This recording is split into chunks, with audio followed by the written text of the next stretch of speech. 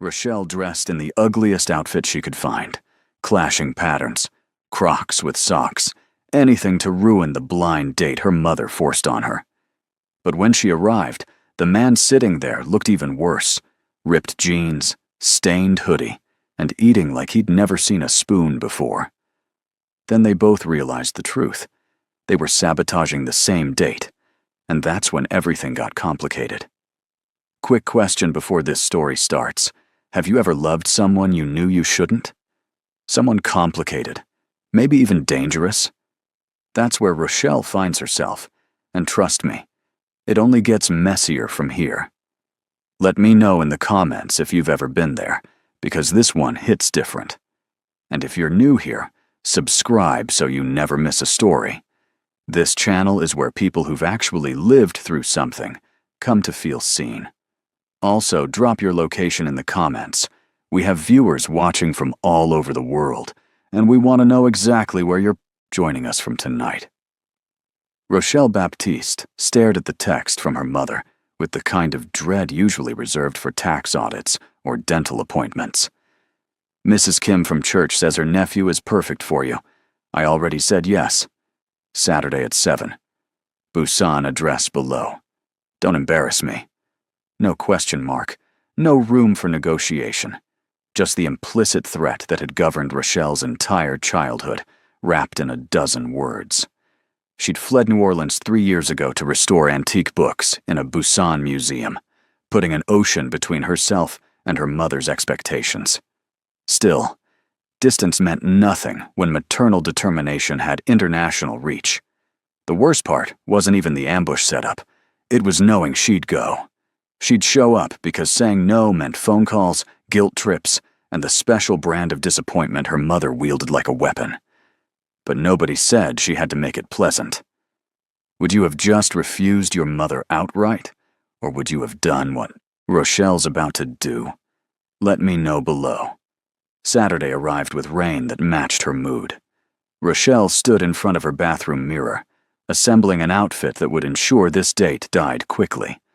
A vintage orange sweater with geometric brown shapes that looked like deranged Tetris blocks, paired with purple corduroy pants she'd found at a second-hand shop. Green Crocs with yellow socks. Her natural hair, usually styled in a neat, burgundy-tinted TWA. She picked out into an intentionally uneven halo, thick-framed glasses from her undergraduate years that made her eyes look magnified. She looked like a color wheel had exploded on a librarian. Perfect, she muttered, grabbing a fanny pack covered in cartoon cats. If this man had any sense, he'd take one look and invent a family emergency. The restaurant was in Gwangali, a modest gamjatang place squeezed between a convenience store and a nori bang. Not fancy, which surprised her. Maybe he wasn't trying to impress either. Good. This would be over in 40 minutes. She'd report back to her mother that it didn't work out, and she could return to her peaceful Saturday nights with damaged book spines and silence. She arrived exactly 3 minutes late. Strategic timing. Not rude enough to complain about, but enough to show she hadn't been eager. The restaurant was warm, steamy, and smelling of pork bone broth and garlic. A few couples were scattered at tables, and an elderly man reading a newspaper at the bar. Then she saw him, and her carefully constructed plan wobbled. He sat in the back corner booth, and he looked worse than she did. A faded black hoodie with a stain near the collar, ripped jeans that seemed more accident than fashion, hair uncombed and falling across his eyes. He was tall. She could tell even with him sitting, with sharp features that might have been handsome if he didn't look like he'd lost a fight with exhaustion. A scar traced his jawline, pale against his skin. He was scrolling through his phone with the energy of someone waiting for a bus, not a date. Rochelle felt something unexpected. Relief, maybe. This wasn't going to be some peacocking rich guy trying to impress her. This was a mutual obligation. 2 people serving time. She walked over. Kang Dae-hyun? He looked up, and for just a second something flickered in his eyes, too fast to name. Rochelle? That's me. She slid into the booth across from him, watching his gaze take in her outfit. His expression didn't change. Point in his favor, she supposed. "You want to order?" His English was good. Accent present, but not heavy. "Sure." They ordered in near silence, him in Korean to the server, her pointing at the menu since her Korean was still intermediate at best. When the server left, awkwardness settled between them like a third guest. Dae-hyun cleared his throat. "So, my aunt says you restore books." "I do." Rochelle leaned back, committed to being aggressively uninteresting. "It's very boring. Lots of glue and paper pH testing. Super tedious. Sometimes I smell like mildew for days."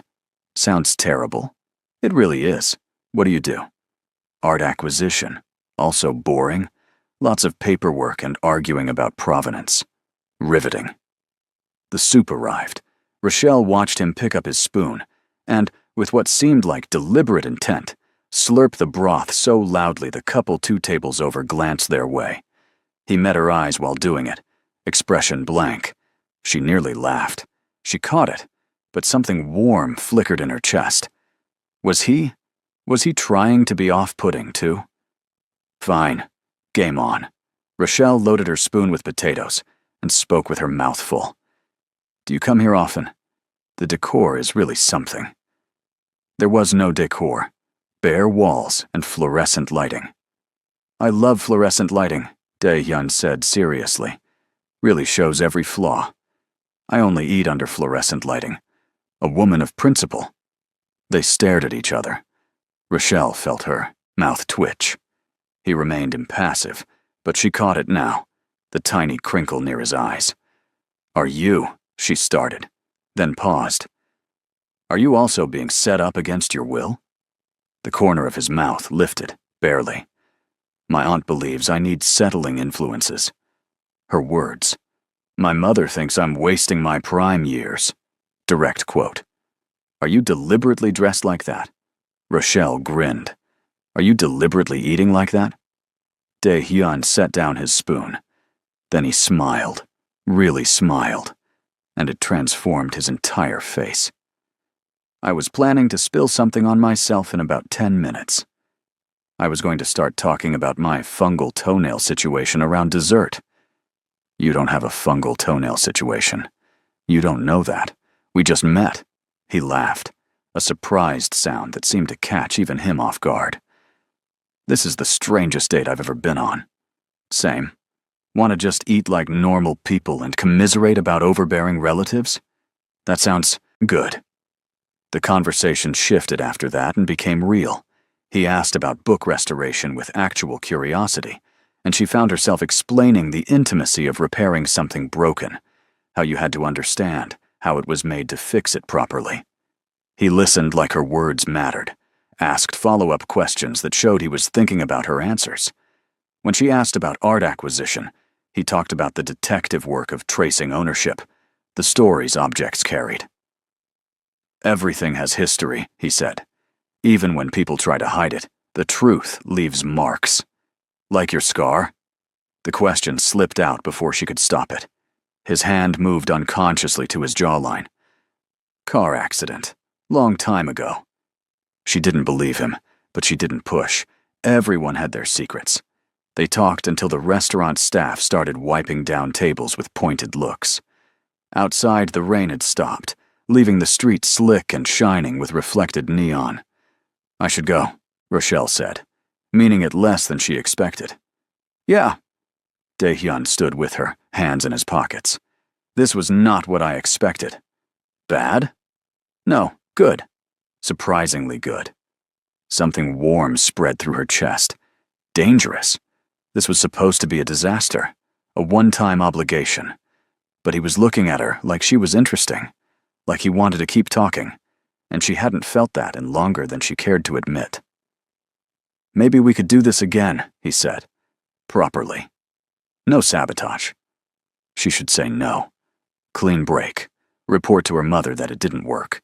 Return to safe solitude. But instead, she heard herself say, "Yeah, I'd like that." They exchanged numbers. His fingers brushed hers when he handed back her phone, barely a touch, but she felt it like static. "I'll text you," he said. "Okay." She walked to the subway station with a smile she couldn't quite kill, and the uncomfortable awareness that her plan had backfired spectacularly. He did text. The next morning, while she was cataloging a damaged 19th century journal, her phone buzzed. "Coffee? I promised to dress even worse." She bit her lip, trying not to grin at her workstation. Her colleague Yuna glanced over. "What's that face?" "Nothing." "That's a something face." Rochelle sighed. "I went on a setup date yesterday." And? "And it didn't go how I planned."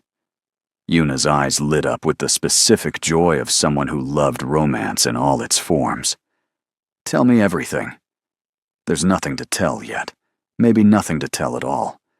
But she texted back, "Only if you wear those ripped jeans again," and felt like a teenager passing notes in class. They met for coffee. Then dinner. Then a walk along Gwangali Beach, where they didn't talk much, just existed in comfortable silence while the Gwangan Bridge lit up the night. Dae-hyun was different from anyone she'd dated. Quieter, more observant. He noticed things and remembered details.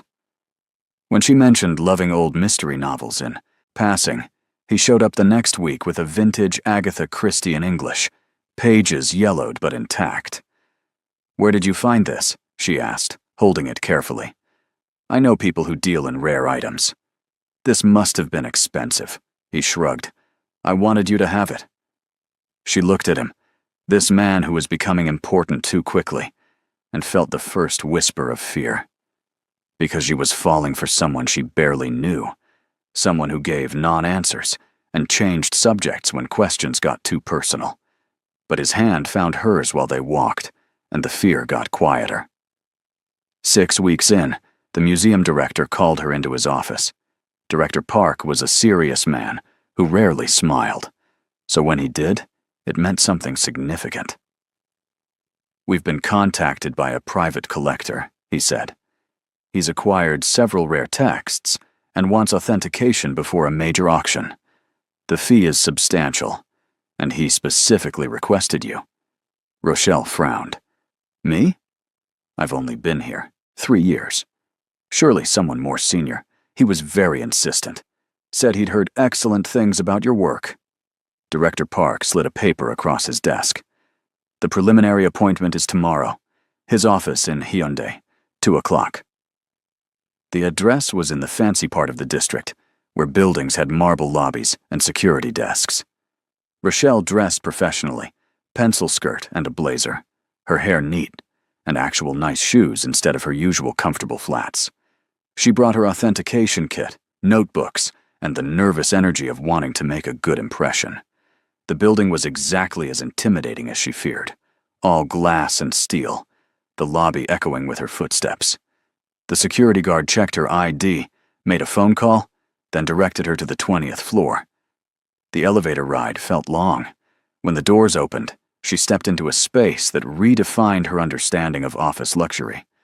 Not ostentatious, but everything was clearly expensive in that quiet way that spoke of real wealth. Minimalist furniture, original art on the walls, and windows showing a panoramic view of the ocean. A woman in a crisp suit greeted her. "Miss Baptiste, Mr. Kang is expecting you. This way, please." Rochelle followed her down a hallway, mind cataloging the art pieces, trying to calm her nerves. This was just authentication work. She'd done this before. Smaller scale, sure, but same principle. The woman opened the door to a conference room. "He'll be right with you. Please make yourself comfortable."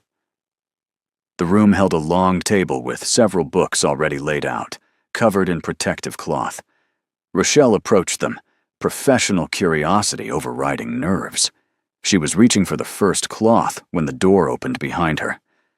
"Thank you for coming on short notice." She knew that voice. Her entire body went still. Rochelle turned slowly. Dae-hyun stood in the doorway, but not the Dae-hyun she knew. This version wore a tailored black suit that fit him like it had been drawn on, hair styled back, expression cool and professional. He looked expensive. He looked powerful. He looked like a stranger. Rochelle. Her name in his mouth, familiar and foreign at once. What is this? Her voice came out steadier than she felt. He stepped into the room, closing the door. Exactly what Director Park told you. I need books authenticated. You're the client? Yes. Her mind raced, trying to reconcile the man in ripped jeans eating gamjatang with this person. You lied to me. I never lied. You let me think. She stopped, replaying conversations. Art acquisition. He'd said art acquisition. You didn't correct my assumptions. No. He moved closer, and she stepped back instinctively. Something crossed his face, too quick to read. Would it have mattered, that first night, if you'd known? I don't know. Maybe. Yes. She pressed her fingers to her temples. I feel like an idiot. Don't. His voice went softer. That night was the first real conversation I'd had in years. You didn't want anything from me because you didn't know there was anything to want. Do you understand how rare that is? So what? This was a test? See if the broke book girl would stick around after finding out you have money. No. He sounded tired. This is me trying to keep two parts of my life separate and failing. I knew you'd be assigned eventually. The museum's the best in the city, and you're the best they have. How would you even know that? Because I pay attention. He gestured to the books. This isn't a game, Rochelle. I really do need authentication. And I wanted it to be you because I trust your expertise. She looked at the covered books, then back at him. What are these? 15th and 16th century texts, mixed European and East Asian origin, acquired through estate sales and private collections. Something in the phrase, private collections, sounded carefully worded.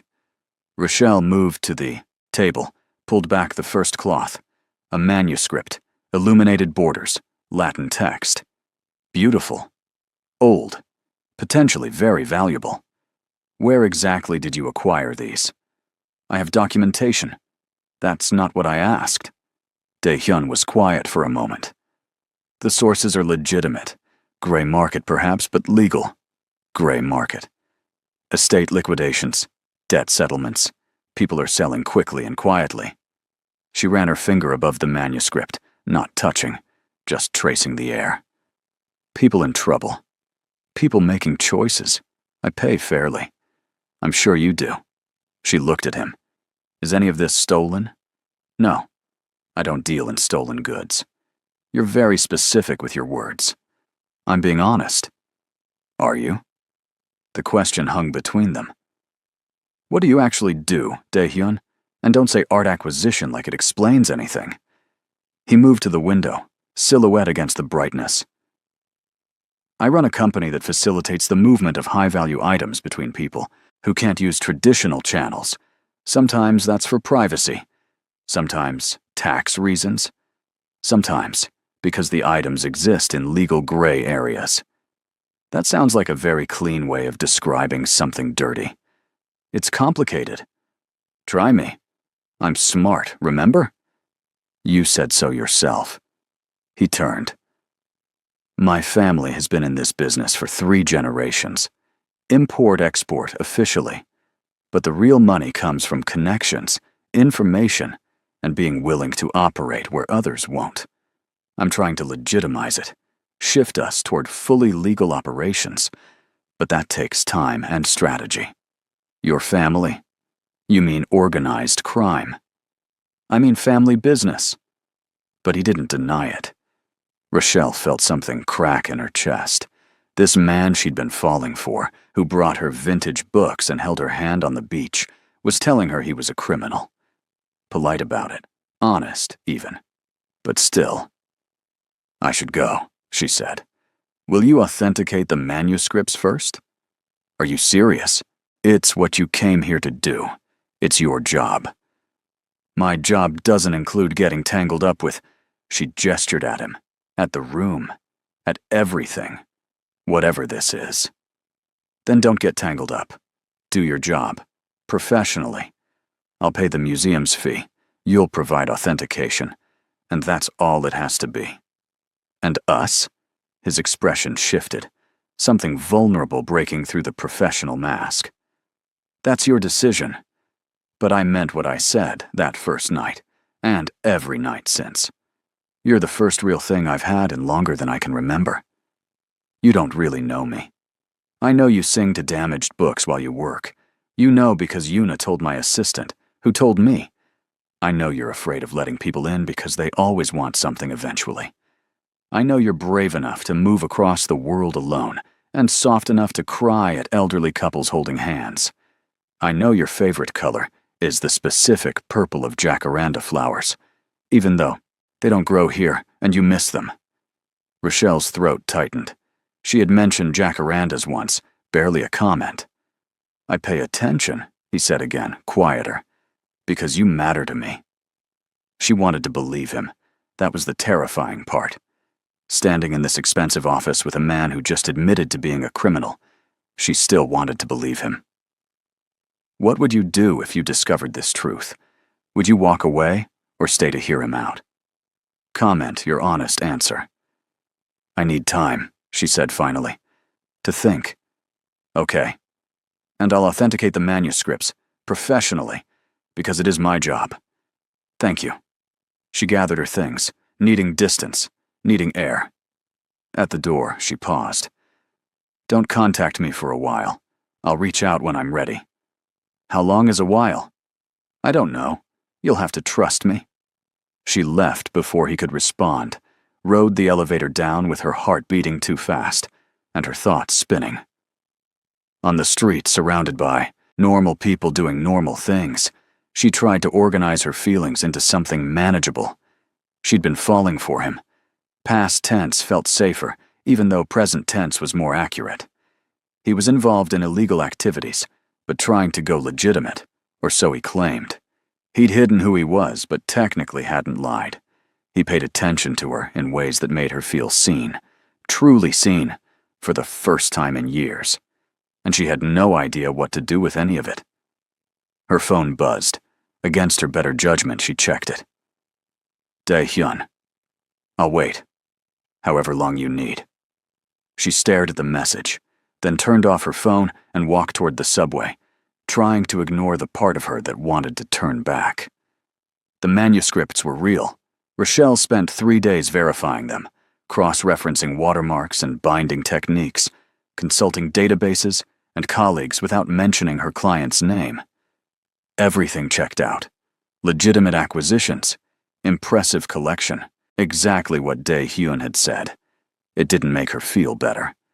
She submitted her report through Director Park, kept everything professional and distant. No direct contact with Dae-hyun, though his assistant called to confirm receipt and arrange payment. The fee was generous, but not excessive. Fair, like he'd promised. 2 weeks passed.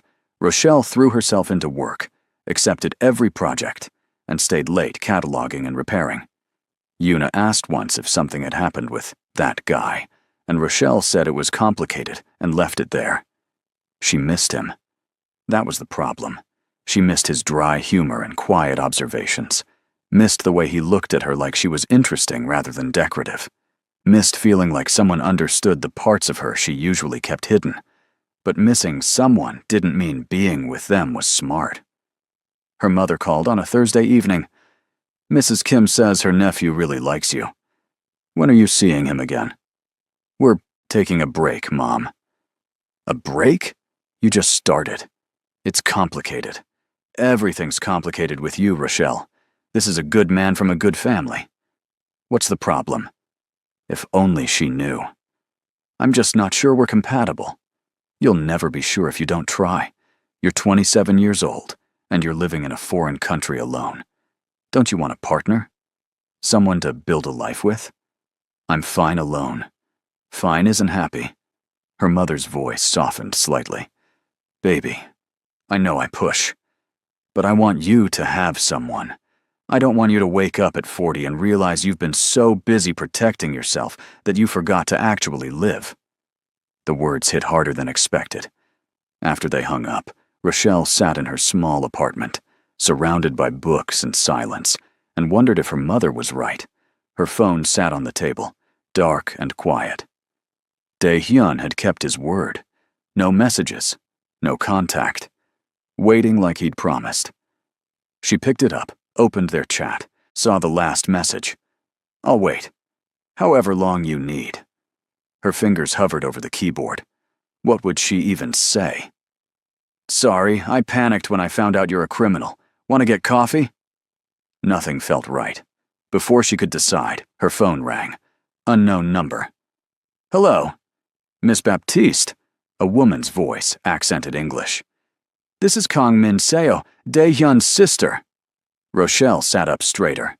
"How did you get my number?" "That doesn't matter. I need to speak with you. It's about my brother." "I don't think. Please, it's important." 30 minutes. There's a cafe in Seomyeon, Cafe Onul. I'll be at the back table." "Why would I?" "Because you care about him, and he's in trouble." 30 minutes. She hung up. Rochelle stared at her phone. This was a terrible idea. Meeting the sister of a man she was actively avoiding, based on a vague claim of trouble. Obviously, a manipulation. She was out the door in 5 minutes. Cafe Onul was quiet, jazz playing softly, smell of coffee and pastries. The woman at the back table was unmistakably Dae-hyun's sister, with the same sharp features and tired eyes, though hers were accented with perfect makeup, and her suit probably cost more than Rochelle's monthly rent. Min-seo gestured to the seat across from her. "Thank you for coming. You said Da-hyun's in trouble." "Direct. I appreciate that." Min-seo stirred her coffee slowly. "Did my brother tell you about our family business?" "Some." "Did he tell you he's trying to leave it?" Rochelle hesitated. "He said he's trying to legitimize operations." "That's the polite version. The truth is, he wants out completely. Clean break. Legal business only." Min-seo's expression was hard to read. "Our uncle runs the family operations. He's old school, traditional. He sees Dae-hyun's plans as betrayal." "Why are you telling me this?" "Because my brother has been different since he met you. Lighter, more determined, and now he's made moves that have angered dangerous people, and I think you're part of why he finally had the courage." Rochelle's stomach tightened. "What kind of moves?" "He refused a major deal last week. Told our uncle he was done facilitating certain transactions. It was a power play. A line in the sand." Min-seo leaned forward. "Our uncle doesn't accept lines. He sees them as challenges." "What does this have to do with me?" "Everything. You're his vulnerability now. And in our world, vulnerabilities get exploited." The fear that spiked through Rochelle was sharp and cold. "Are you threatening me?" "No. I'm warning you. If you care about my brother, you need to either commit fully or walk away cleanly. Half measures will get you both hurt." "I barely know him." "You know enough to be here." Min-seo stood, placing money on the table for her untouched coffee. "Dae-hyun's a good man trying to do right in a world that punishes goodness. He needs allies. Decide if you're one." She left, heels clicking, against tile, and Rochelle sat alone with racing thoughts and a decision she wasn't ready to make. She went to his office the next morning. Didn't call ahead, just showed up and told the receptionist her name. Within 2 minutes, she was being escorted upstairs. Dae-hyun looked surprised when she entered his office, standing from behind his desk. "Rochelle, your sister came to see me." His expression darkened. Min-seo had no right. "Is it true? What she said about you leaving and your uncle?" He was quiet for a moment, then nodded. "Yes." "Why didn't you tell me?" "Because it's my problem to solve. I didn't want you involved in family politics." "I'm already involved. Or have you not figured that out yet?" She moved closer. "You can't protect me by keeping secrets. That's not how this works." "How what works?" "This. Us. Whatever we're trying to be." Dae-hyun came around the desk. "What are we trying to be?" "I don't know yet. But I know I can't figure it out if you're hiding things." She took a breath. "I need honesty. Complete honesty. The ugly parts, the complicated parts, all of it." "Okay." He gestured to the sofa by the window. They sat, not touching, tension thick between them. "Ask me anything," he said. "Are you in danger?" "Potentially. I've made it clear I'm transitioning to fully legitimate business. Some people aren't happy about that. Your uncle, among others. I've been useful to certain operations. Walking away creates complications. Can you actually walk away? Or is this a situation where, once you're in, you're in? I can walk away. It'll cost me relationships, mostly family connections, but it's possible." He looked at her. "I want to build something clean, something I can be proud of." "Why now?" "Because I'm 34 years old and tired of looking over my shoulder. Because I want a life that doesn't require lies." He paused. "Because I met someone who makes me want to be better." Her heart did something complicated. "Don't put that on me. I'm not. The decision was mine. But you were the catalyst." Rochelle pulled her knees up, wrapping her arms around them. "I don't know how to do this. Date someone with your history, your complications. I'm a book restorer who likes quiet and predictability. I know. I'm probably going to panic again. I know that too. And there's the race thing. Your family, has your uncle, or anyone, said anything about me being black?" Dae-hyun's jaw tightened. "Yes." At least he was honest. "What did they say?" "Things I won't repeat because they don't deserve to be spoken twice. I made it clear that any disrespect toward you meant cutting ties with me entirely. You can't control what people think." "No, but I can control what I tolerate." He shifted to face her fully. "I won't lie and say it'll be easy. My family's traditional in the worst ways. But their prejudice is their problem, not yours, and definitely not ours." "Ours," she echoed. "You're very confident there's an ours. I'm hopeful." She studied him, this man who was simultaneously exactly what she wanted and everything she'd sworn to avoid. Complicated, dangerous, entangling, but also honest when pushed, determined to change, and looking at her like she was worth the effort. "If I do this," she said slowly, "if I try this with you, I need boundaries. Clear ones. Name them. No lies, even by omission. If something's happening that affects you, it affects us, and I need to know." "Agreed. I won't be involved in anything illegal. I'll authenticate pieces if they're legitimate. But that's where my involvement with your business ends." "Agreed. And if it gets too dangerous, if your uncle or anyone else becomes a real threat, I'm out. I won't apologize for prioritizing my safety. I'd never ask you to." He reached for her hand, slowly, giving her time to pull away. She didn't. His fingers laced with hers, warm and solid. "Anything else? Introduce me to your sister properly. If she's going to ambush me in cafes, I should at least know her over actual food." He smiled, that rare, full smile that transformed his face. "I can arrange that." "Okay then." She squeezed his hand. "Let's try this. Slowly. With our eyes open." "Slowly," he agreed. But the way he was looking at her didn't feel slow at all. It felt like falling, terrifying and exhilarating at once.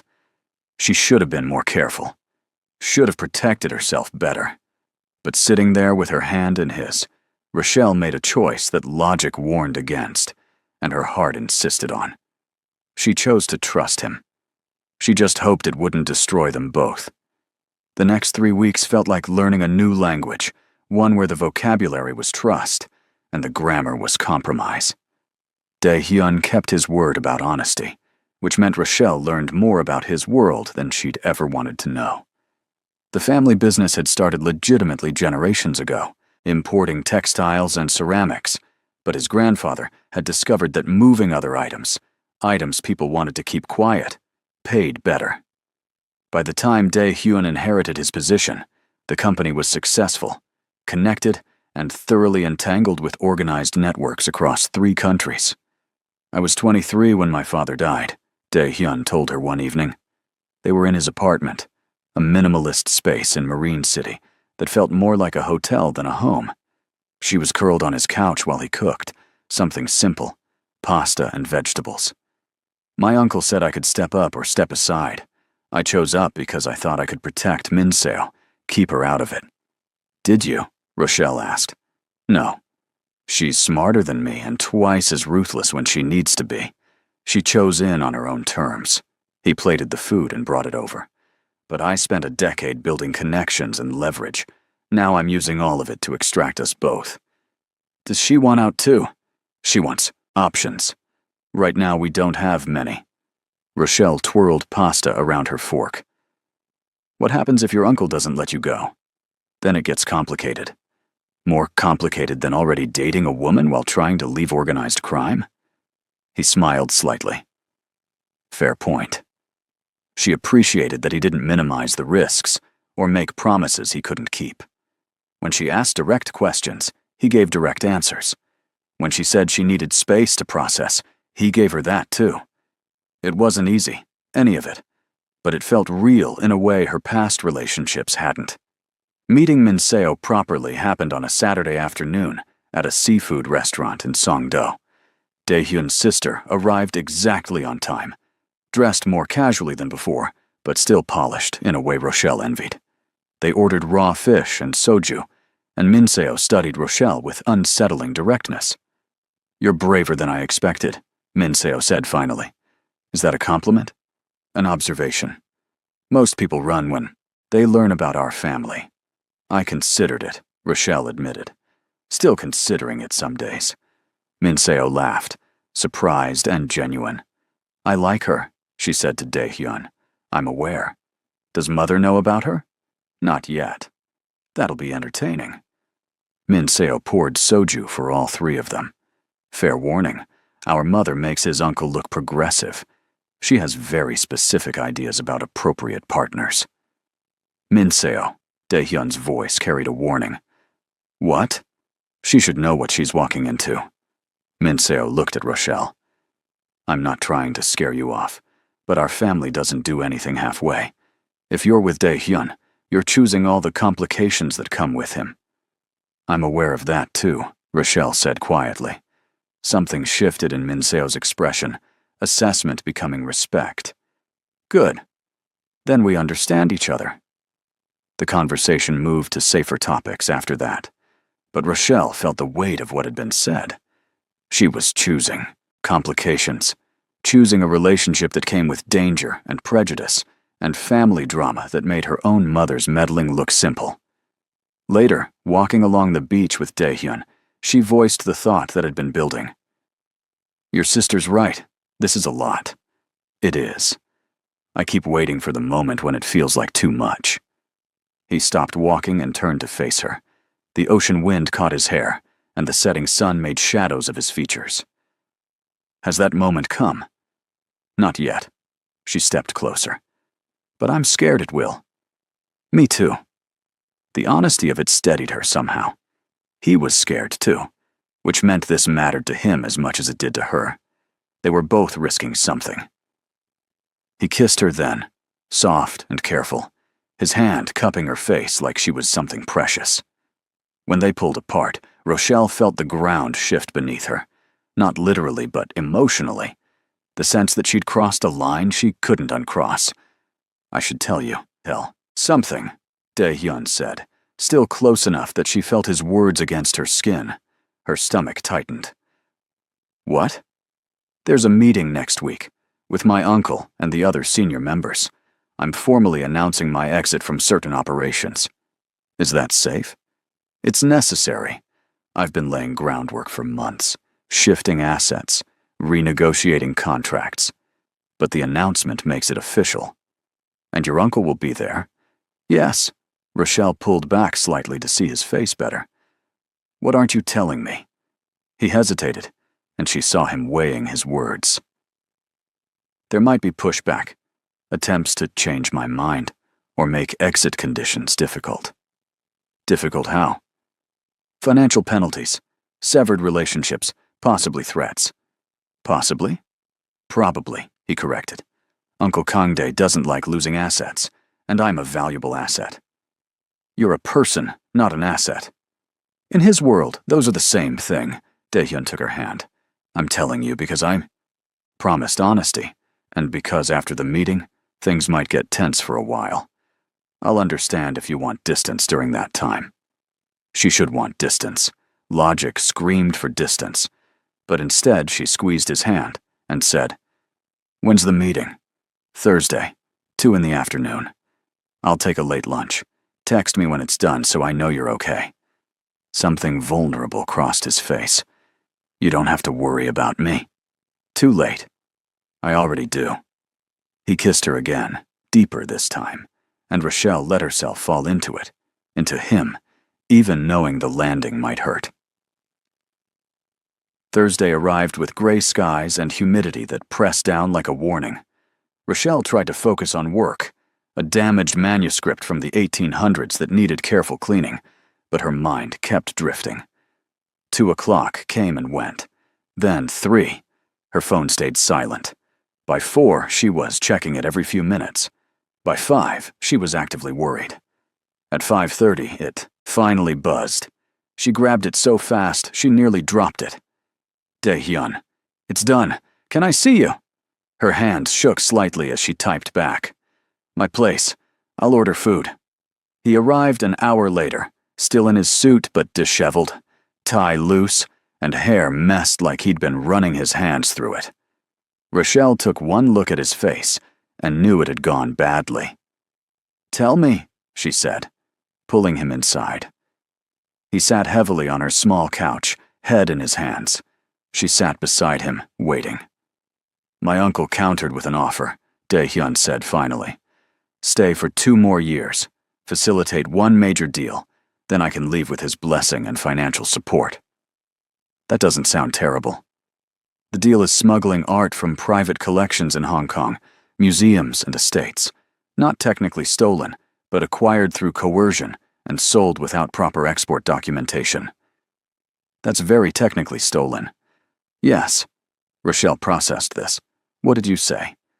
"I refused. Said I was done with gray area operations, that the whole point was going legitimate." He looked at her. He didn't take it well. Define not well. He suggested that my sudden moral awakening was due to outside influences, that perhaps I was prioritizing a relationship over family loyalty. Her blood went cold. He mentioned me specifically? Not by name. But the implication was clear. So he knows about us. He knows I'm seeing someone. Details are scarce. I've been careful. But he has resources. Rochelle stood, needing to move. Her apartment was small, barely room to pace, but she tried anyway. "What does this mean?" "It means I need to be more careful. That we need to be more careful." "Careful how?" "Looking over our shoulders constantly, wondering if we're being followed." "Possibly." He stood too. "I know this isn't what you signed up for." "I didn't sign up for anything. I agreed to try dating you, not enter witness protection." "I know. Do you? Because this keeps getting bigger. First it's just family business, then it's leaving said business. Now it's your uncle making veiled threats. What's next?" "I don't know." His voice was tired. "I'm trying to navigate this without anyone getting hurt." "Maybe that's not possible. Maybe someone always gets hurt in situations like this." They stared at each other across her small living room, and Rochelle felt the future fracturing into paths. She could walk away now, protect herself, and return to her quiet life. Or she could stay, accept the danger, and hope Daehyun's plans worked. "I need you to be realistic with me," she said. "Completely realistic. Can you actually get out of this? Or are you trapped?" He took a long breath. "I can get out. But it'll cost more than I anticipated, and take longer, and require strategies I'm not proud of." "What kind of strategies?" "Leverage. Information. I know things about my uncle's operations. Details he'd prefer stayed private. If he pushes too hard, I'll push back. That's blackmail. That's survival." Rochelle sat back down, legs suddenly unsteady, This is really your life? This is normal for you. It's what I know. But it's not what I want. He knelt in front of her, eye level. I want boring. I want Sunday mornings, grocery shopping, and arguments about what to watch on TV. I want normal, Rochelle, with you. But I have to get through this first. She looked at him. Really looked. Saw the exhaustion, the determination, the fear he was trying to hide. This man, who'd been raised in a world of leverage and manipulation, but wanted something different, badly enough, to fight his own family for it. Okay, she said quietly. Okay? I'm staying. I'm scared, and this is completely insane, but I'm staying. She cupped his face. But you have to promise me something. Anything. If it gets too dangerous, if your uncle escalates beyond threats, you'll tell me immediately. No protecting me by hiding information. We face it, together or not at all. Together, he agreed.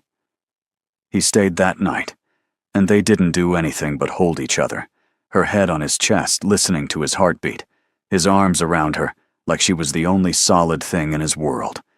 It should have felt too fast, too intense, but instead, it felt necessary, like they were building something to withstand what was coming. What would you do if the person you loved was trapped between family and freedom? Would you stay and help them fight, or protect yourself first? Comment your honest answer. The next 2 weeks were deceptively calm. Dae-hyun went to work, Rochelle restored books, and they had dinner together most nights, and pretended everything was normal. But Rochelle noticed things.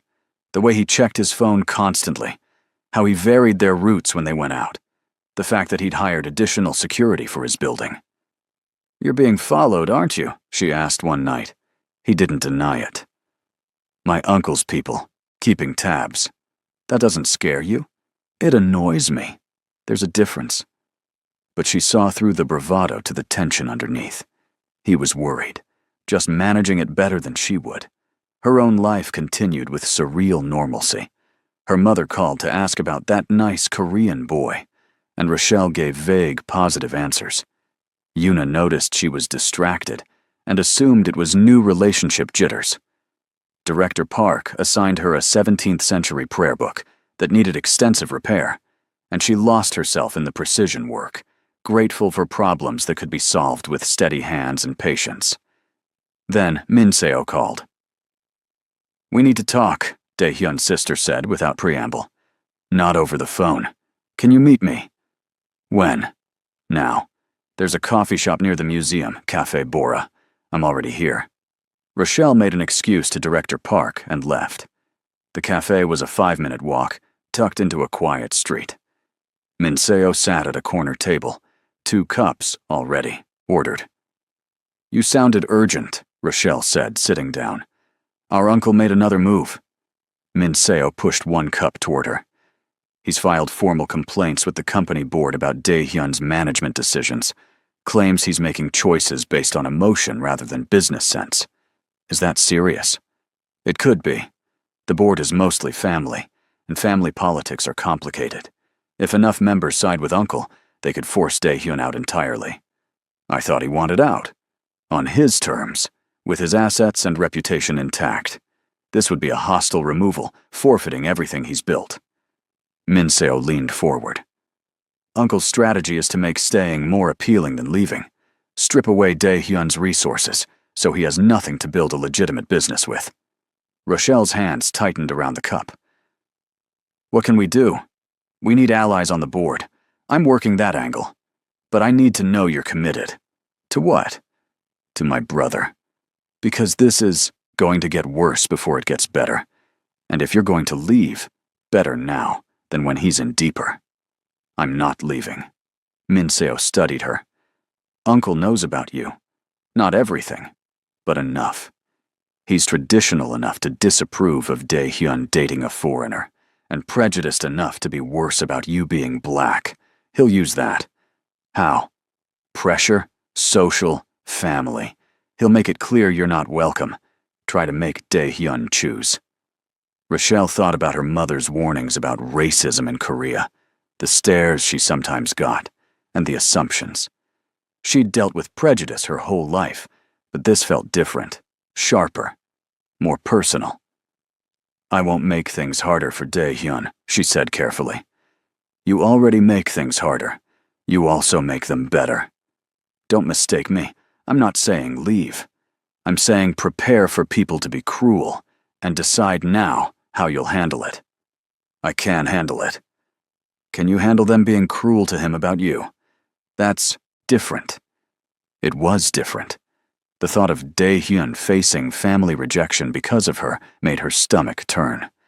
But she thought about what he'd said, about wanting normal, about fighting for something better.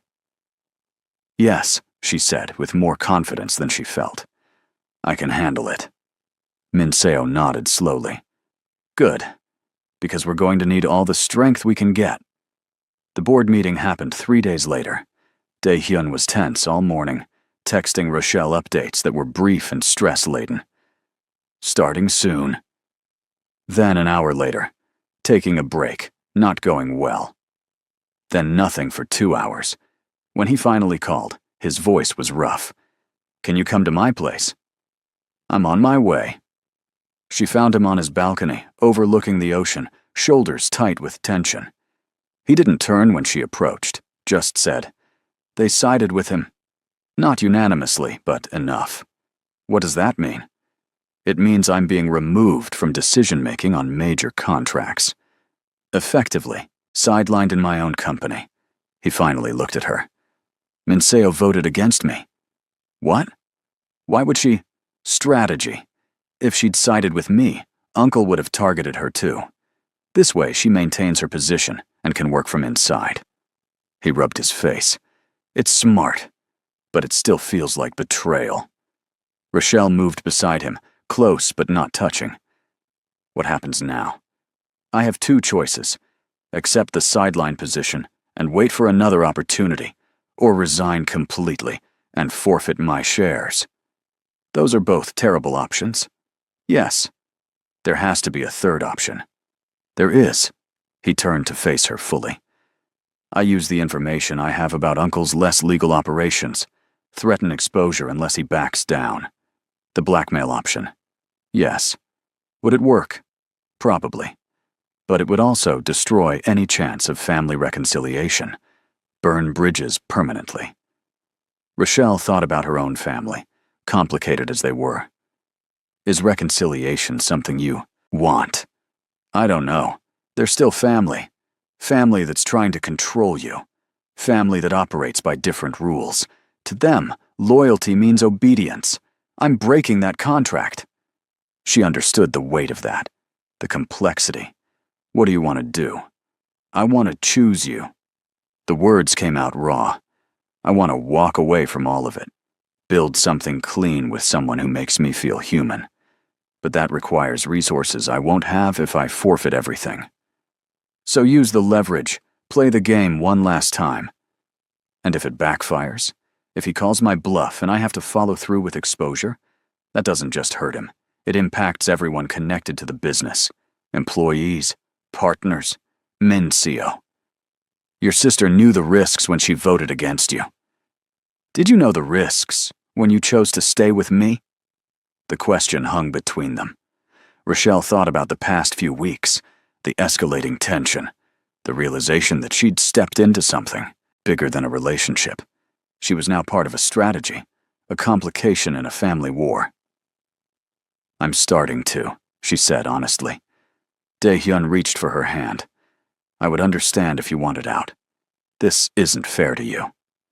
"Not much about this has been fair, but I'm still here." "Why?" She thought about her answer, wanted it to be true. "Because I think you're worth it. Because everyone deserves a chance to change their life. And because loving you might destroy me, but leaving you definitely will." His expression cracked, vulnerability flooding through.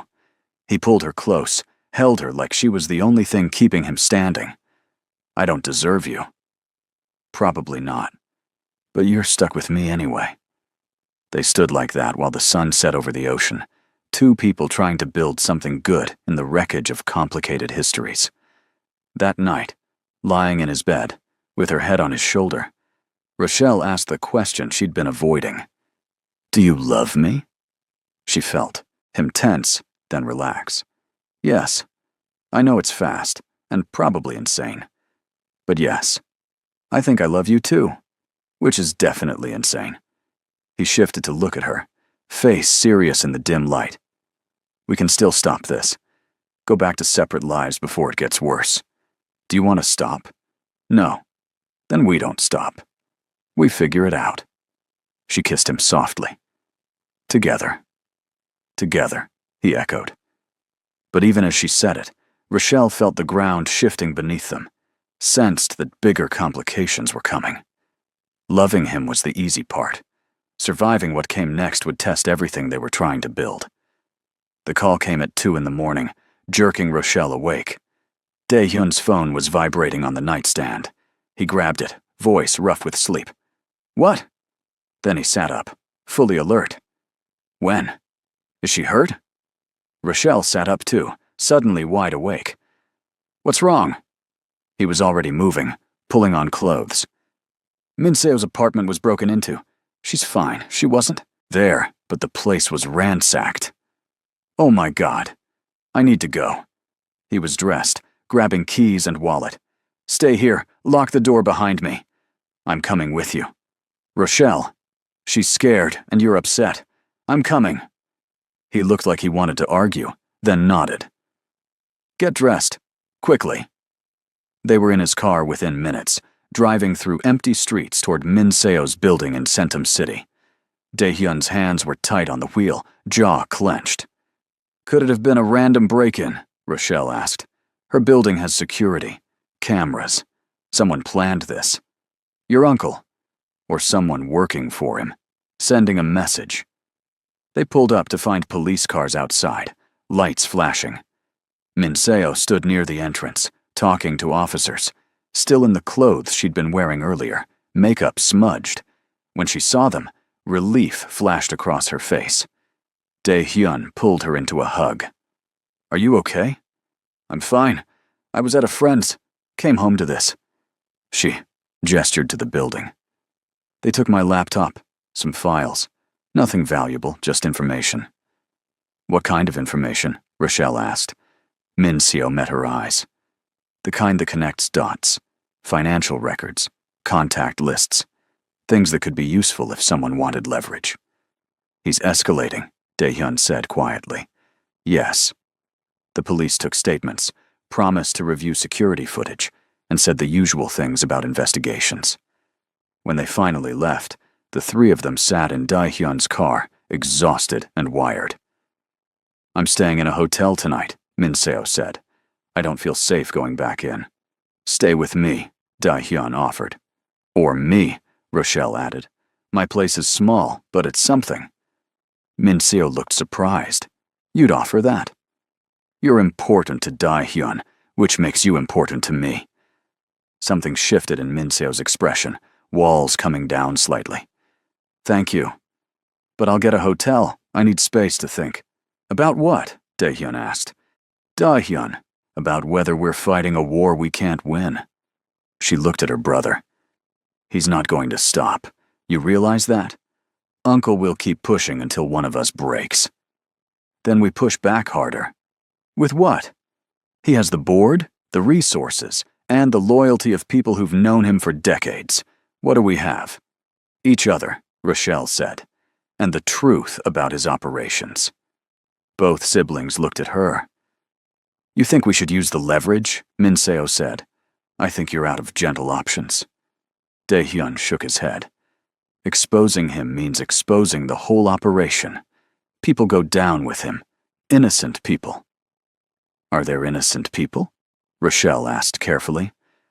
"Or are there people who chose to participate in illegal activities and are now facing consequences?" "That's harsh," Min-seo said, but she didn't sound disagreeable. "It's realistic. You both keep trying to protect people who aren't protecting you. At some point, you have to choose yourselves." Dae-hyun stared out the windshield. "If we do this, there's no going back. Family ties get severed permanently." They're already severed, Min Seo said quietly. He broke into my home, Dae-hyun. That's not family. That's enemy territory. The silence stretched. Then Dae-hyun nodded once. Decision made. Okay. We use the leverage, but carefully. Precisely. Minimum damage. Agreed, Min Seo said. They made plans there in the car as dawn started to break.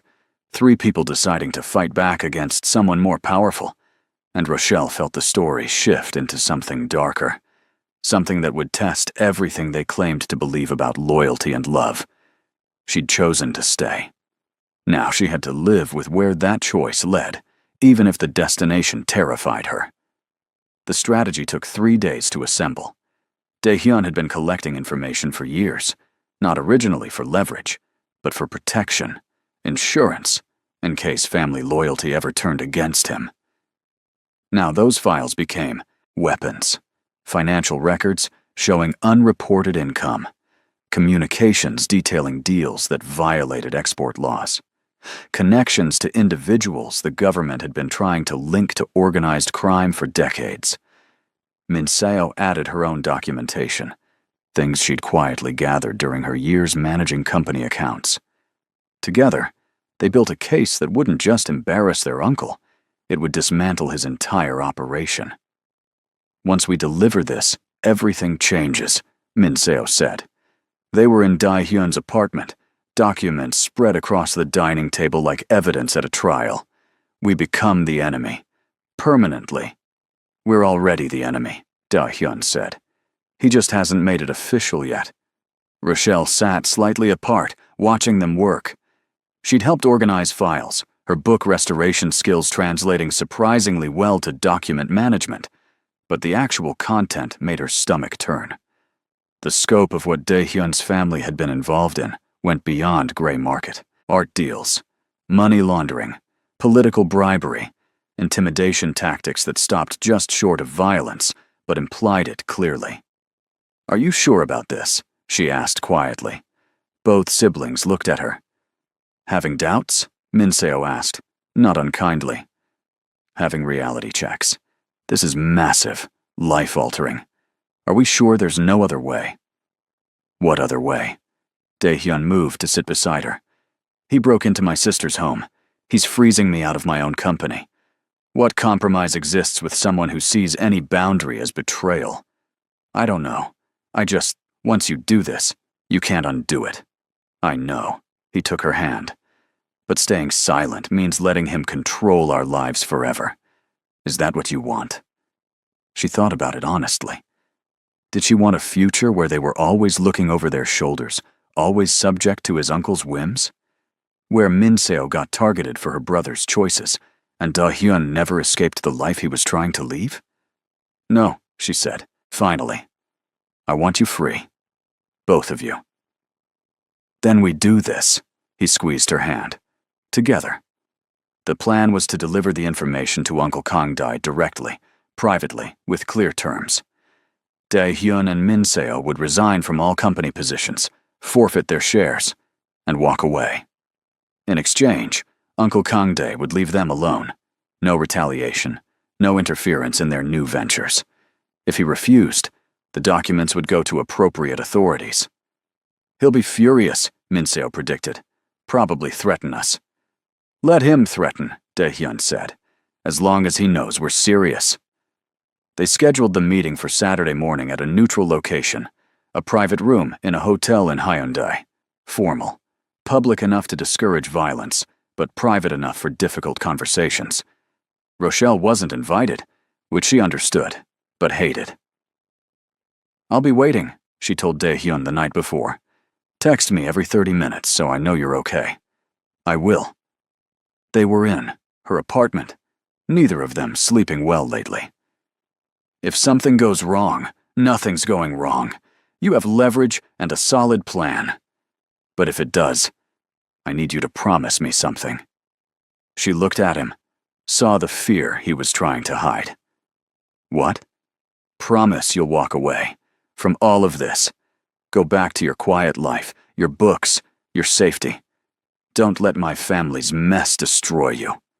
Dae-hyun, promise me, Rochelle. I can handle a lot, but not you getting hurt because of me.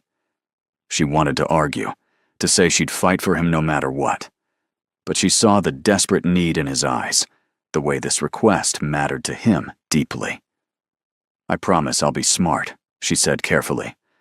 I won't make stupid choices, but I'm not abandoning you. That might be a stupid choice. Then I guess I'm stupid. She kissed him, soft and lingering.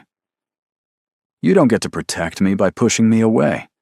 We're past that.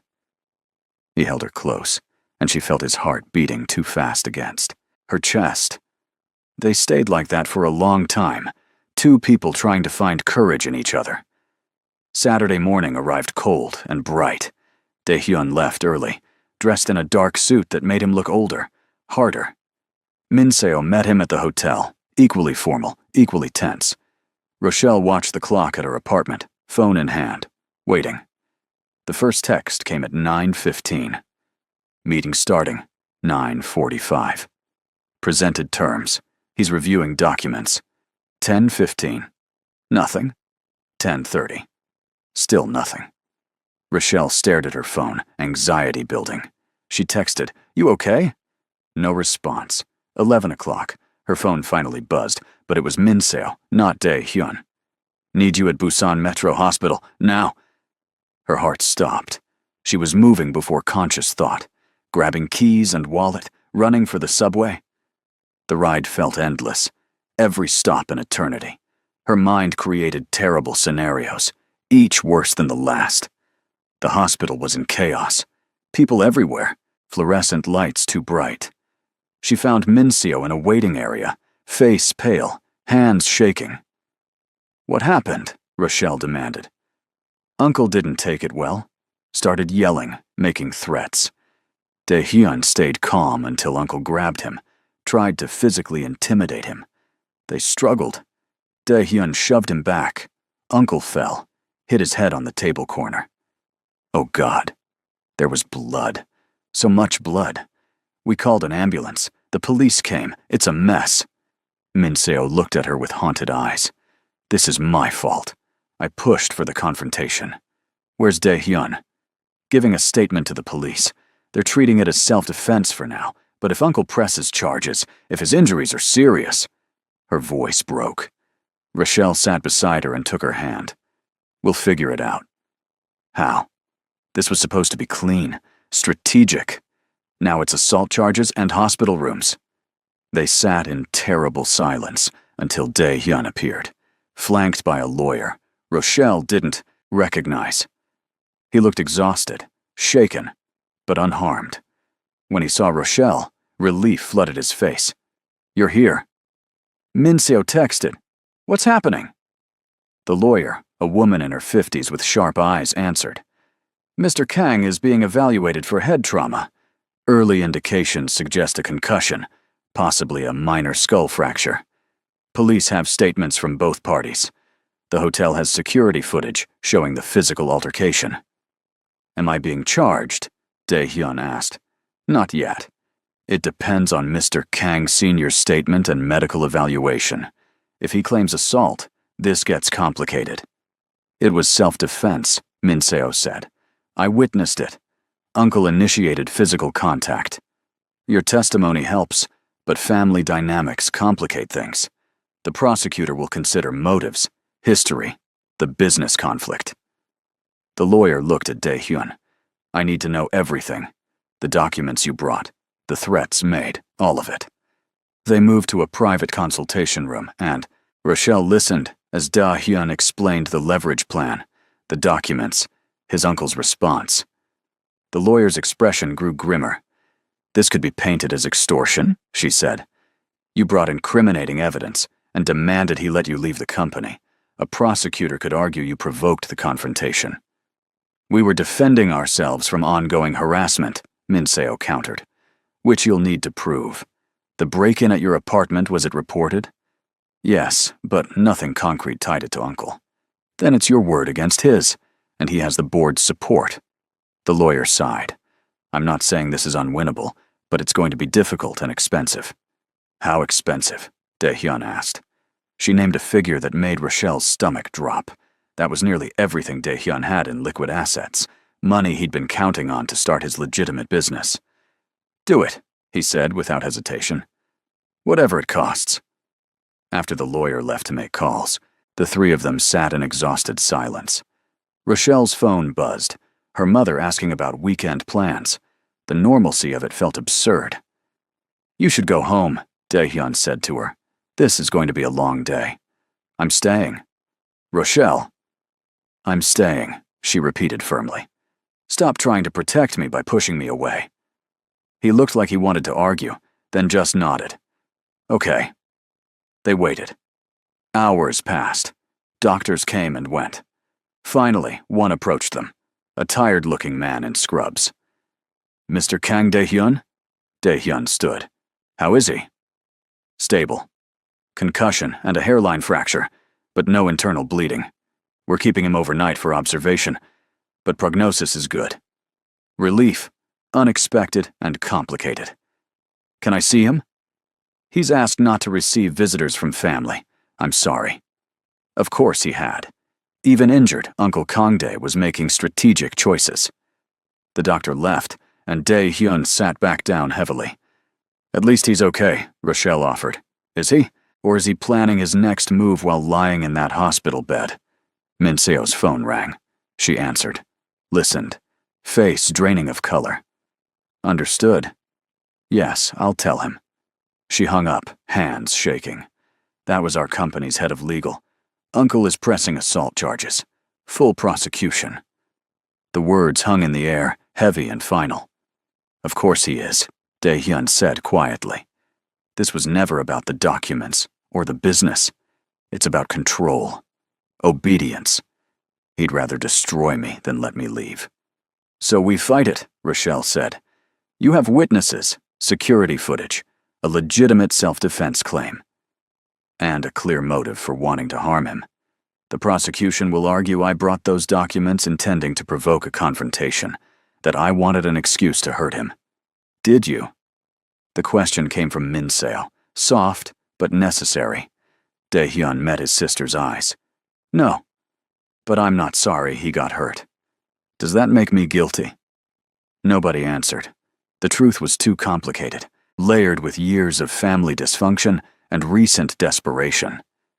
If someone threatened everything you were trying to build, and a confrontation turned physical, would you regret defending yourself? Or would you feel guilty anyway? Tell me honestly in the comments. The next week was a nightmare of legal consultations, police interviews, and media attention. Someone leaked the story. Corporate air assaults, uncle and business dispute. And suddenly, Rochelle found herself dodging reporters outside her apartment and workplace. Director Park called her in, concerned about the museum's reputation being connected to scandal. "I'm not involved in the business dispute," she explained. "I'm just dating someone who's having family issues. Family issues that involve assault charges and organized crime allegations." Director Park's expression was sympathetic but firm. "I'm not asking you to end your relationship, but I need to know this won't impact your work here." "It won't. I promise." But it already was. She couldn't focus. Couldn't stop checking her phone for updates from Dae-hyun or Min Seo. Her hands shook when she tried to work on delicate restorations. Everything felt precarious, like the life she'd built in Busan was crumbling around her. Her mother called that night, voice tight. "I'm seeing news articles about Mrs. Kim's nephew, about assault and crime families. Mom, is this the man I set you up with? The one I thought was a nice accountant or whatever his aunt said? He's not an accountant, and it's complicated." "Complicated? Rochelle, there are police investigations. What have you gotten yourself into?" "I'm dating someone whose family is difficult. That's all." "That's all." "Baby, this isn't a difficult family. This is a dangerous family. You need to come home." "I'm not coming home. I'm an adult living my own life. An adult making terrible choices. This man is going to drag you down with him." The words hit harder than they should have. Rochelle found herself blinking back tears. "I love him, Mom." Her mother was quiet for a long moment. Love isn't always enough. Sometimes love with the wrong person just means you both drown together. After they hung up, Rochelle sat in her apartment alone, wondering if her mother was right. If staying with Dae-hyun meant sacrificing everything else, her job, her peace of mind, her safety, was love enough justification? Her phone buzzed. Dae-hyun. Can I come over? She almost said no, almost chose self-preservation, but she texted back, yes, and waited. He arrived looking worse than she'd ever seen him, hair unkempt, eyes shadowed with exhaustion. I shouldn't be here. I'm probably being followed by reporters. I don't care about reporters. You should. This is affecting your life, your work. Everything I promised wouldn't happen. You didn't promise this wouldn't be hard. You promised to be honest. Have you been? Yes, about everything. She believed him. Then come inside. We'll figure it out. They sat on her couch, close but not touching, both too fragile for comfort. The lawyer says we have a decent case for self-defense, Dae-hyun said. Security footage shows Uncle grabbing me first, but the prosecution is pushing hard, probably at his request. Trial date is set for 6 weeks from now. And if you lose? Jail time. Possibly a year, maybe more, depending on the judge. A year. The words felt impossible. I'd understand if you wanted to walk away. This isn't what you signed up for. Stop saying that. I'm so tired of you permitting me to leave. I'm trying to be realistic. No, you're trying to protect yourself from me leaving by pushing me away first. But I'm not leaving, Dae-hyun. Even if you go to jail for a year, even if this destroys your business plans, even if your family never accepts me, I'm staying. He looked at her with something like wonder. Why? Because you're worth fighting for. Because everyone deserves someone who stays when things get hard. Because I love you, you idiot. You love me. He said it like he was testing the words. Unfortunately, yes. Very inconvenient timing, I know. He laughed, surprised and broken, then pulled her close. I love you too. So much it terrifies me. They held each other while the world felt like it was falling apart around them, and Rochelle chose to believe that would be enough. The trial preparation consumed everything. Rochelle found herself pulled into witness interviews, asked about Dae-hyun's character and state of mind leading up to the confrontation. She told the truth, that he'd been stressed but determined to handle things legally, that he'd never expressed desire to hurt anyone. Min Seo was a stronger witness, her testimony about the break-in and her uncle's escalating behavior painting a clear picture of provocation. The security footage helped, showed Uncle Kangdae initiating physical contact, showed Dae-hyun's shove as reactive rather than aggressive. But the prosecution had their own narrative. They brought in business associates who testified about Dae-hyun's erratic behavior in recent months, his sudden moral objections to company practices. They framed him as unstable, vindictive, someone who'd turn on family over personal disagreements. The trial lasted 3 days. Rochelle sat in the courtroom every minute, watching Dae-hyun maintain composure while his character was dismantled, watching Min Seo testify with fierce loyalty, watching Uncle Kangdae play the role of a wounded elder, betrayed by an ungrateful nephew. On the final day, Dae-hyun took the stand. The prosecutor came at him hard, trying to break his calm. You brought documents incriminating your uncle to a private meeting. What did you expect would happen? I expected a negotiation. A negotiation where you held all the power, where you threatened exposure unless he met your demands. I offered a peaceful resolution to a business dispute by threatening to destroy him, by offering truth as an alternative to continued conflict. The prosecutor smiled, sharp and cold. Truth. You mean the illegal activities your family has engaged in for decades, activities you participated in willingly until recently. Yes, I participated. I'm not claiming innocence, but I'm trying to change. Convenient timing, this moral awakening. Right around when you started dating Miss Baptiste, correct? Daehyun's jaw tightened. My relationship has nothing to do with this. Doesn't it? You meet a woman, and suddenly you want to leave the family business, start fresh. But your uncle won't let you go easily, so you decide to force the issue, even if it means violence. I didn't initiate violence. The footage shows a physical altercation. What it doesn't show is the emotional manipulation, the systematic effort to back your uncle into a corner until he reacted. You wanted this confrontation, Mr. Kang. You orchestrated it. That's not true. Then why bring Miss Baptiste into your life at all? Why involve an outsider in family business unless you needed a narrative of change, a sympathetic reason for your betrayal? Rochelle felt sick. They were twisting everything, making her presence in his life into strategy rather than love. Daehyun looked at her then, across the courtroom, and his expression softened. I didn't involve Rochelle in anything. She chose to stay despite knowing the risks. And she's not a narrative.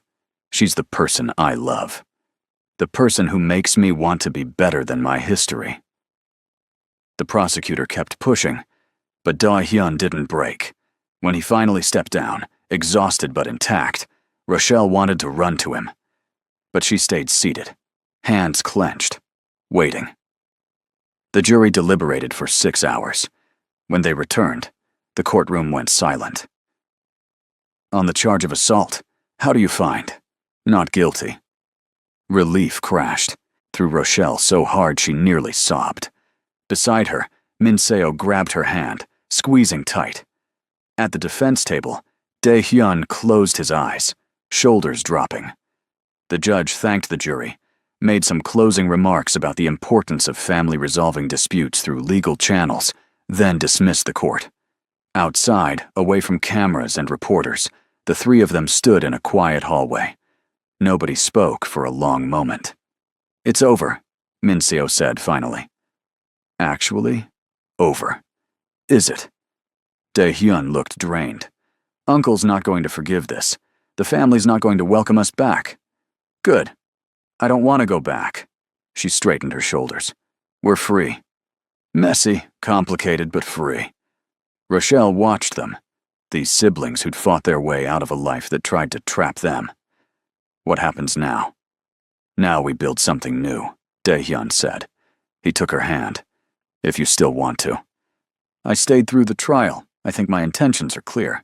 I have almost nothing left. Legal fees took most of my savings. Starting a business will be slow and difficult. So we'll be slow and difficult together.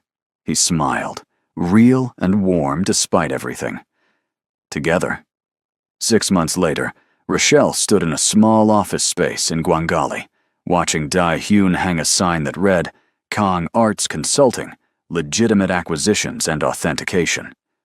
The irony of having to specify legitimate wasn't lost on either of them. It's perfect, she said. It's tiny and smells like the fish restaurant downstairs. Perfect, she repeated. Min Seo arrived with coffee and pastries, her own business card reading Kang Financial Advisory, Ethical Investment Strategies. She'd left the family company entirely, started her own firm with a handful of clients who valued her expertise over her family connections. To new beginnings, Min Seo toasted with her coffee cup. To freedom, Daehyun added.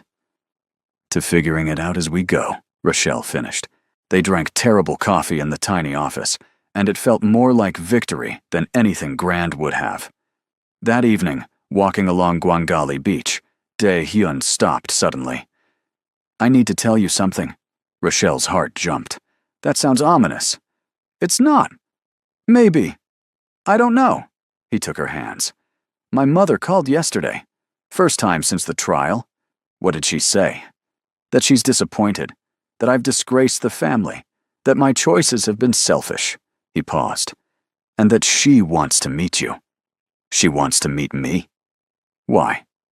Because despite everything, I'm still her son. And you're important to me. She doesn't approve. Probably won't for a long time. But she's willing to try. Rochelle processed this. Meeting his mother, facing prejudice and judgment head-on, it terrified her. But she thought about what they'd already survived. Trials and family wars, and every complication in between. "Okay," she said. "I'll meet her. It won't be easy. She'll say hurtful things, probably make assumptions about why we're together. I know. But I'm not fragile, Da-hyun. And if she matters to you, I'll try." He pulled her close and kissed her forehead. "I don't deserve you. Probably not. But you're stuck with me anyway." They stood there as the sun set over the ocean. Two people who'd chosen each other, despite every logical reason not to. And somehow, that made it more real. Love didn't solve everything. Dae-hyun's relationship with his family remained complicated. Money was tight while they built their businesses. Rochelle still faced stares and assumptions as a black woman dating a Korean man. Some days were harder than others, filled with doubt and stress and the lingering trauma of what they'd been through. But there were also good days. Days when work went well and they cooked dinner together in her tiny kitchen. Days when Minseo stopped by with gossip and laughter. Days where they simply existed together, reading on the couch or walking on the beach, comfortable in silence. It wasn't the fairy tale ending Rochelle had stopped believing in years ago. It was better, more real, earned through pain and choice and stubborn determination to build something good from complicated pieces. 3 months after opening his business, Dae-hyun came home with a small box. Rochelle looked at it suspiciously. "If that's a ring, the answer is not yet," he laughed. "It's not a ring. Open it." Inside was a key. She looked at him questioningly. "To my apartment," he explained. "I know we said we'd take things slow, but we're together all the time anyway. And I want you to have space there. Your books, your things. A place that's ours. That's a big step. We've survived trials and family wars. I think we can handle shared closet space." She smiled, warmth spreading through her chest. "Okay, but I'm taking the bigger closet. Obviously." It was a small moment, insignificant in the scope of everything they'd been through. But it mattered. This quiet building of a life together, one decision at a time. That night, lying in bed in what was now their apartment, Rochelle thought about the text from her mother that had started everything. The set-up date she'd tried to sabotage, the man who'd shown up looking worse than her on purpose, how all of it had led here, to this messy, complicated, real thing they'd built. "Regret it?" Dae-hyun asked quietly, reading her mind like he often did. "Not even a little bit. Not even during the trial. Especially not during the trial. That's when I knew for sure." "Knew what?" "That you were worth fighting for. That we were worth fighting for." He kissed her softly. "I love you. Even when it's hard." "Especially when it's hard," she corrected. Because easy love didn't mean much, but choosing someone through trials and family wars and every complication life threw at you, that meant everything. They'd fought for this, for each other, for the freedom to build something honest and real, and they'd keep fighting one day at a time, together. Would you have stayed through everything they faced, or protected yourself first? Drop your thoughts below and subscribe, because the next story will shock you.